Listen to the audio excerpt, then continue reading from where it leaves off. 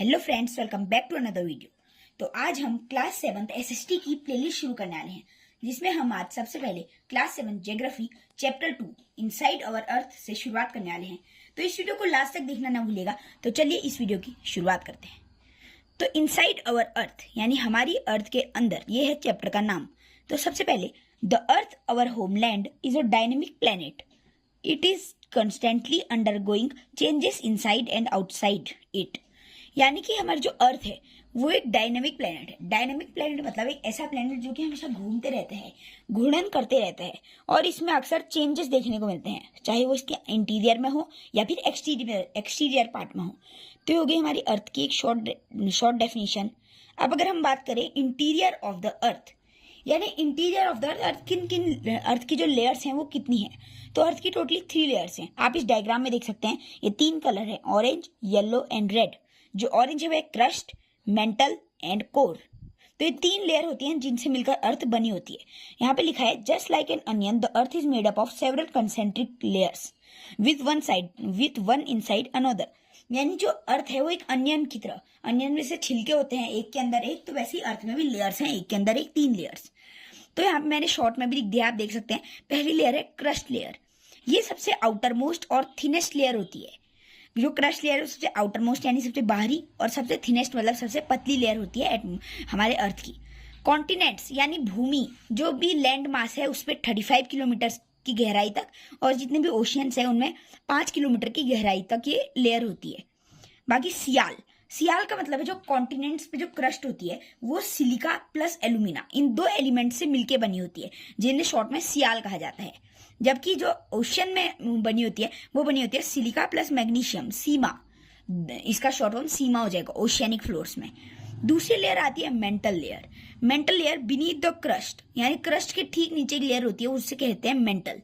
इसकी डेप्थ होती है 2900 किलोमीटर। 2900 किलोमीटर की डेप्थ तक होती है। ये सेमी सॉलिड रॉक से बनी होती है। तीसरी और लास्ट लेयर है कोर।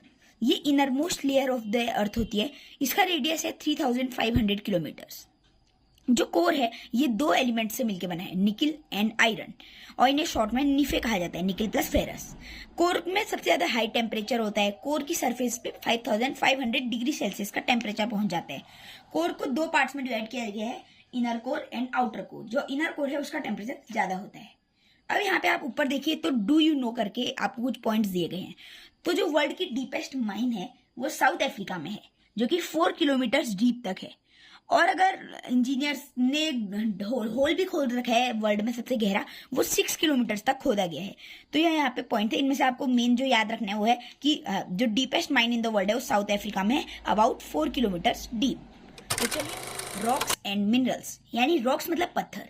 तो आप इसकी डेफिनेशन देखिए सबसे ऊपर, the earth crust is made up of various types of rocks. यानी जो हमारी अर्थ की क्रस्ट लेयर है उस पर रॉक्स पाए जाते हैं, और ये वेरियस टाइप्स ऑफ रॉक्स से मिलकर बनी है। रॉक्स क्या होती हैं? Any natural mass of mineral matter that makes up the earth crust is called a rock. यानी कि ऐसा मिनरल का टुकड़ा जो कि अर्थ की क्रस्ट पे पाया जाता है, अभी अर्थ की क्रस्ट का निर्माण करता है, उसे रॉक कहा जाता है। रॉक्स के मेनली 3 टाइप्स होते हैं। जरा आप इस रफ चार्ट को देखिए। ये देखिए, सबसे ऊपर है रॉक, यानी अभी हमने बताया any natural mass of mineral matter, जो कि क्रस्ट पे पाया जाता है। इसके टोटली 3 टाइप्स होते हैं। पहला है इग्नियस, या फिर इन्हें प्राइमरी रॉक्स भी कहा जाता है। दूसरी है सेडिमेंट्री रॉक्स, और तीसरी है metamorphic rocks. Igneous, sedimentary and metamorphic. तो चलिए अब इन तीनों की बात कर लेते हैं। पहले है इग्नियस रॉक्स। इग्नियस रॉक्स भी 2 प्रकार की होती हैं। एक होती है एक्सट्रूसिव इग्नियस रॉक्स, एक होती है इंट्रूसिव इग्नियस रॉक्स। सबसे पहले igneous rocks. So igneous rocks क्या होती हैं? ये देखिए, when the molten magma cools, यहाँ पे लिखा हुआ है when the molten magma cools it becomes solid. Rocks thus formed are called igneous rocks. यानी कि ऐसी रॉक्स, देखिए, जो एक ज्वालामुखी होता है, जो एक ज्वालामुखी यानी वॉल्केनो होता है, उसके अंदर बहुत सारा लावा होता है, और जब ये लावा होता है, ये जब वॉल्केनो के अंदर होता है, इसे मैग्मा कहा जाता है। जैसे आप देखिए, इमेजिन कीजिए एक वॉल्केनो है, तो इसके अंदर यहाँ पे लावा होगा, और जब ये वॉल्केनो फटेगा तो यहाँ पे डस्ट, ऐश के साथ साथ यहाँ पे लावा निकलेगा। जब ये लावा बाहर आ जाएगा तब इसे मैग्मा कहा जाएगा। मैग्मा की फॉर्म में बाहर आता है। और जब ये लावा मैग्मा बाहर आ जाता है तब ये धीरे धीरे कूल होता है। When this molten magma cools down, जब ये कूल होता है, ठंडा होता है, तभी इट बिकम्स सॉलिड, ये जम जाता है और सॉलिड फॉर्म में आ जाता है। और जब ये सॉलिड बन जाता है तब एक रॉक्स का निर्माण होता है। उन्हीं रॉक्स को हम इग्नियस रॉक्स कहते हैं। यानी when the molten magma cools it becomes solid, rocks thus formed are called igneous rocks. अब यहाँ पे दो टाइप्स होते हैं इग्नियस रॉक्स के, extrusive igneous rocks and intrusive igneous rocks. और इग्नियस रॉक्स को प्राइमरी रॉक्स कहा जाता है, तो मैंने आपको बता ही दिया। अब एक्सट्रूसिव इग्नियस रॉक्स और इंट्रूसिव इग्नियस रॉक्स में डिफरेंस क्या है? सो एक्सट्रूसिव और इंट्रूसिव से आप क्या समझते हैं? एक्सट्रूसिव मतलब किसी चीज के बाहर, एक्सटर्नल, जबकि इंट्रूसिव मतलब किसी चीज के अंदर, इंटरनल। तो ये देखिए, when this molten lava comes on the earth surface it rapidly cools down and becomes solid. Rocks formed in such a way on the crust are called extrusive igneous rocks. यानी कि देखिए, जब ये molten magma ज्वालामुखी से बाहर आता है, यानी एक्सटर्नल पार्ट में आता है, फिर एक जमता है और सॉलिड बनता है, तो ऐसी रॉक्स जो इस प्रोसेस से बनती हैं उन्हें कहा जाता है एक्सट्रूसिव इग्नियस रॉक्स। और इसका एक एग्जांपल है जैसे बेसाल्ट की चट्टानें, वो एक्सक्लूसिव इग्नियस रॉक्स हैं। जो पूरा इंडिया का सदर्न डेक्कन प्लेट्यू है वो बेसाल्ट चट्टानों से ही बना हुआ है, यानी एक्सक्लूसिव इग्नियस रॉक्स से। फिर है intrusive igneous rocks. Intrusive igneous rocks में क्या होता है, हल्का सा डिफरेंस है। Sometimes the molten magma cools down deep inside the earth's crust, solid rocks so formed are called intrusive igneous rocks. यानी कभी कभी क्या होता है, ये जो मोल्टन लावा है ये वोल्केनो के अंदर ही रहता है, बाहर नहीं आता, यानी इंटरनल में ही। तो इंटरनल में ही जब ये सॉलिड हो जाते हैं और रॉक्स बनती है, तो इंटरनल में रॉक्स बनी तो उन्हें इंट्रूसिव इग्नियस रॉक्स कहा जाता है। जैसे कि इसका एग्जाम्पल है ग्रेनाइट।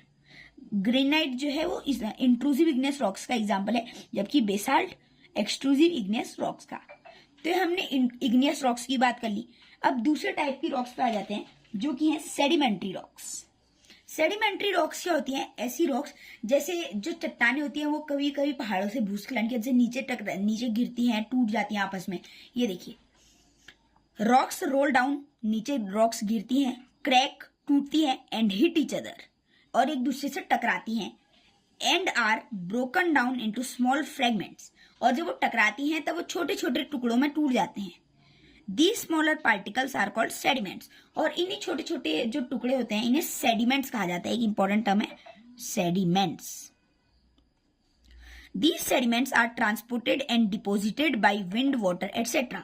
यानी हवाएं चलती है, पानी आता है, तो उनकी वजह से जो ये सेडिमेंट्स होते हैं ये एक जगह से दूसरी जगह ट्रांसपोर्ट हो जाते हैं, एक जगह से दूसरी जगह पहुंच जाते हैं। These loose sediments are composed and hardened to form layer of rocks. These types of rocks are called sedimentary rocks. फिर फैक्ट्रियों में इन्हें जो ये सेडिमेंट्स होते हैं इन्हें सीमेंटेशन किया जाता है, इन्हें मजबूत किया जाता है, कंप्रेस किया जाता है, और इनसे चट्टानें बनाई जाती हैं, और इन चट्टानों को कहा जाता है सेडिमेंट्री रॉक्स। जैसे कि एग्जाम्पल है sandstone. For example sandstone is a example of sedimentary rocks. अब तीसरा है मेटामॉर्फिक रॉक्स। ये थोड़ा मिक्सचर होता है दोनों रॉक्स का, आप ऐसे समझ सकते हैं। जैसे कि यहाँ लिखा है igneous and sedimentary rocks can change into metamorphic rocks under great heat and pressure. यानी कि जब भी आप igneous rocks और sedimentary rocks को हाई हीट एंड प्रेशर दे दोगे तब वो मेटामॉर्फिक रॉक्स में चेंज हो जाती है। जैसे कि क्ले igneous और sedimentary rocks का एग्जाम्पल है, तो वो स्लेट में कन्वर्ट हो जाता है, जबकि जो लाइमस्टोन है वो मार्बल में कन्वर्ट हो जाते हैं, और मार्बल और जो स्लेट होते हैं ये दोनों मेटामॉर्फिक रॉक्स बन जाते हैं। अब देखिए, जो तीनों रॉक्स के नाम हैं इनके नाम कहाँ से लिए गए? तो जैसे एक रॉक है इग्नियस। अब यहाँ वर्ल्ड ओरिजिन करके एक कॉलम दिया गया आपको, इसमें आप देखिए इग्नियस। इग्नियस एक लैटिन वर्ड इग्निस से आए हैं, जिसका मतलब होता है फायर यानी आग। दूसरे सेडिमेंट्री, ये भी एक लैटिन वर्ड सेडिमेंटम से आए हैं, जिसका मतलब होता है सेटल डाउन यानी बैठना। तीसरा है मेटामॉर्फिक, ये ग्रीक वर्ड मेटामॉर्फोस से आए हैं, जिसका मतलब होता है चेंज ऑफ फॉर्म यानी अवस्था में बदलाव। अब देखिए, जो हमने अभी बात करी अर्थ का, और जो हमारे अर्थ है होम प्लेनेट, उसका रेडियस है टोटली 6371 किलोमीटर्स। जितने भी ये do you know, world origins, glossary, ऐसे जितने भी आपको ये बॉक्सेस मिलते हैं इस बुक में, उन्हें आप मिस ना कीजिएगा, क्योंकि जो नई बुक्स आई हैं इस साल एनसीईआरटी की, उनमें भी और इनमें भी, दोनों में उन दोनों बॉक्स को बहुत महत्व दिया गया है। उनमें कुछ एडिशनल पॉइंट्स रखे गए हैं जिनसे क्वेश्चन बनते हैं पेपर में। The radius of the earth is 6371 kilometres. और साथ ही साथ आप देखिए जो अर्थ की क्रस्ट है वो इतनी पतली होती है कि वो मात्र 1% कवर करती है पूरे अर्थ का, जबकि मेंटल सबसे ज्यादा 84% और कोर 15% कवर करती है। तो हमने बात कर ली रॉक्स एंड मिनरल्स यानी अर्थ की भी। तो अब तीसरा टॉपिक है रॉक साइकिल, यानी रॉक साइकिल भी एक इंपॉर्टेंट टर्म है। तो उसे जानने से पहले हम रॉक्स के कुछ यूजेस जान लेते हैं। रॉक्स हमारे लिए बहुत ही यूजफुल होते हैं। Rocks are very useful to us. The hard rocks are use for making roads, houses and buildings. जो कठोर रॉक्स होती हैं उनका यूज किया जाता है कंस्ट्रक्शन में, जैसे कि बिल्डिंग्स, मॉन्यूमेंट्स, ब्रिजेस, ये सब बनाने में उनका यूज किया जाता है। जबकि जो नॉर्मल स्टोन्स जो हमारे आसपास मिल जाते हैं उनसे हम घरेलू गेम्स खेलते हैं, जैसे कि पिट्ठू और हॉपस्कॉच और सेवन टाइल, ऐसे जो गेम्स होते हैं वो हम इससे खेल लेते हैं नॉर्मल रॉक्स से। तो रॉक्स के दो यूज हो गए, एक है कंस्ट्रक्शन, बाकी है प्लेइंग गेम्स। अब बात करते हैं रॉक साइकिल की। अब देखिए जैसे कि वाटर साइकिल होती है, वाटर साइकिल में वाटर एक फॉर्म से दूसरे फॉर्म में चेंज होता है, जैसे कि कभी सॉलिड से लिक्विड, कभी लिक्विड से गैस। तो ये हो गई वाटर साइकिल। वैसे ही रॉक साइकिल भी है। जो हमने रॉक्स के 3 टाइप्स पढ़ी थी, इनमें क्या होगा, रॉक एक फॉर्म से दूसरी फॉर्म में चेंज होगा, बस इतना है। यानी कि जैसे आप देखिए the transformation of rock from one form to another is called as rock cycle. यानी जब रॉक इग्नियस से सेडिमेंट्री या सेडिमेंट्री से मेटामॉर्फिक जब एक फॉर्म से दूसरी फॉर्म में चेंज होगा तब उसी प्रोसेस को रॉक साइकिल कहा जाता है। आप एक डायग्राम देखिए। सबसे पहले हमारे पास था मैग्मा। मैग्मा जब ठंडा हुआ तब इग्नियस रॉक्स बनी, मैंने आपको बताया था। फिर इग्नियस रॉक्स आपस में टकराती हैं, इरोजन होता है, तब सेडिमेंट्स में टूट जाती हैं और इन्हीं सेडिमेंट्स को कंप्रेस करके कंपैक्ट करके सेडिमेंट्री रॉक्स बनाई जाती हैं।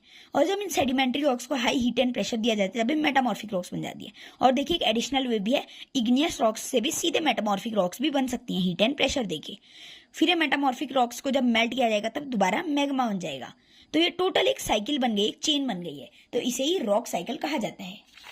जो हमने रॉक साइकिल की बात कर ली, तो चलिए अब मिनरल्स के बारे में। Last but not the least topic है मिनरल्स। जैसे मैंने आपको बताया था, any natural mass of mineral matter is called as rock. यानी मिनरल मैटर का एक कोई सा भी टुकड़ा रॉक कहलाता है। तो यहाँ पे मिनरल्स क्या होते हैं ये हमने बात छोड़ दी थी। So minerals are naturally occurring substances which have certain physical properties and definite chemical compositions. यानी मिनरल्स ऐसे सब्सटेंस होते हैं जो कि नेचुरली नेचर में पाए जाते हैं और इनके पास कुछ सर्टेन फिजिकल प्रॉपर्टीज और कुछ डेफिनेट केमिकल कंपोजिशंस भी होते हैं, जो वही मिनरल्स कहलाते हैं। मिनरल्स ह्यूमन काइंड यानी हमारे लिए बहुत ही जरूरी भी हैं। मिनरल्स का यूज जैसे कि हम फ्यूल्स, इंडस्ट्रीज में मिनरल्स का यूज किया जाता है, नेचुरल गैसेस के रूप में, फ्यूल्स के रूप में, यूरेनियम, ये सब बहुत ही एक्सपेंसिव मिनरल्स होते हैं। बाकी मेडिसिन के रूप में, क्राफ्ट के रूप में, फर्टिलाइजर्स के रूप में मिनरल्स का बहुत सारे यूज होते हैं मिनरल्स के। तो ये लास्ट टॉपिक हमने मिनरल्स भी क्लियर कर लिया। तो इसी के साथ आज की वीडियो में इतना ही। अगर आपको इस वीडियो से कुछ भी सीखने को मिला हो तो इस वीडियो को लाइक से सब्सक्राइब कर दीजिएगा। बाकी जो आपको नीचे पे एक्सरसाइज दिख रही होगी, इसके हम बाद में मैं इस पे एक शॉर्ट डाल दूंगा जिसमें मैं सारे आंसर लिख दूंगा। अगर आप उसे भी देखना चाहते हैं तो कमेंट में एक्सरसाइज स्पैम कर दीजिए, मैं कल ही उसकी कोशिश करके वो एक्सरसाइज भी सॉल्व करके डाल दूंगा। तो आज की वीडियो में इतना ही, मिलते हैं अगली वीडियो में। तब तक के लिए जय हिंद, जय भारत।